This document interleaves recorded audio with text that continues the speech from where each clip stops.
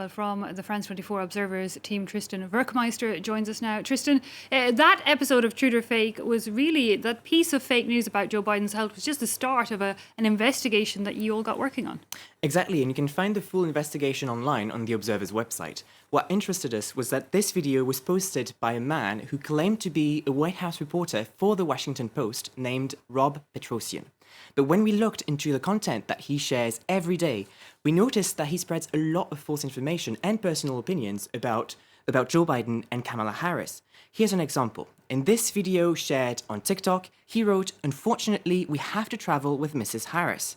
And in the caption, he also added, "I wonder how a person of Indian descent who was not born in America could rule our country." Needless to say that Kamala Harris was born in the US. She has an Indian mother and a Jamaican father, but she is an American citizen. So Rob Petrosian also loves to post videos of Donald Trump, but using a completely different tone. In this video, where he seems very close to the former president, he wrote, "Best president of our lives, Trump." So this self-described journalist doesn't seem to be very neutral. Absolutely not. Is he the one filming, though, these videos? Not at all. Actually, he steals these videos from real journalists accredited to the White House. Let's look at another example. He tweeted a video showing Joe Biden in the Oval Office, which he actually stole from Jabin Botsford, a Washington Post photojournalist. And we found the original photo on his Instagram account because he's the real journalist who happens to be the real author of the video. I also contacted the Washington Post, since Rob Petrosian claims to be working for the newsroom, but actually they told me that he does not work for them and never has.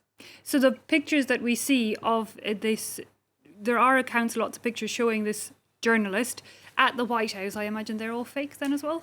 Absolutely. Virtually every single photo on these accounts are fake. Let me give you another example. On his Facebook page, Rob Petrosian posted a photo that supposedly shows him next to Donald Trump. But here on the left is a fake photo, and you can see the real one on the right. And this person is actually Felipe Martins, an advisor to Brazilian President Jair Bolsonaro. So there's no doubt that this is the exact same photo here, and we have a photoshopped one on the left and the original one on the right. And what we assume that Rob Petrosian did is that he basically added his face, or what he claims to be his face, on top of the Brazilian advisor. Claims to be his face, claims to be his name, I imagine. Do we have any more details about who this Rob Petrosian actually is? It was quite difficult to find out because he used many aliases, and he actually made sure to hide his real identity. But we looked into the digital footprint of his accounts, and we found a few interesting things. First, we found indications suggesting that the author of the account might be based outside of the United States. We found some real and photoshopped photos, for example, this one, and it seems to be the author of the accounts here on the left, posing in front of an old car. We were able to geolocate it thanks to visual clues in this image, thanks, for example, to the names of the stores behind him. And we were able to locate it in a shopping center in Istanbul, Turkey. Thanks to online tools, we were also able to retrieve the country code of the phone number associated to these accounts, which was 90, the country code for Turkey. And another interesting clue is the way that Rob Petrosian actually writes his tweets. And we have an interesting example where we actually see the eyes, and pay close attention to them because they have dots. But if you try on your keyboard, Eve, capital I's usually don't have dots. But they do in the Turkish alphabet. So all of this suggests that we are dealing with someone who is not based in the US, but most likely living in Turkey. So we tried to contact the person behind these accounts, but he did not respond and actually blocked us. So it's impossible to say for sure who the author is.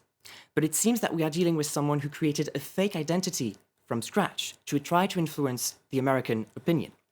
And it's actually working quite well, since on TikTok he gained more than 290,000 followers and totaled nearly 5 million likes. Indeed, getting attention around the world. Tristan Werkmeister, thanks for bringing us a flavour of that. If anybody wants to read more of the full story of Rob Petrosian, the Trump supporter impersonating a White House reporter, they can, of course, find it on our website if you look under the Observer's page. That's where we're going to leave it for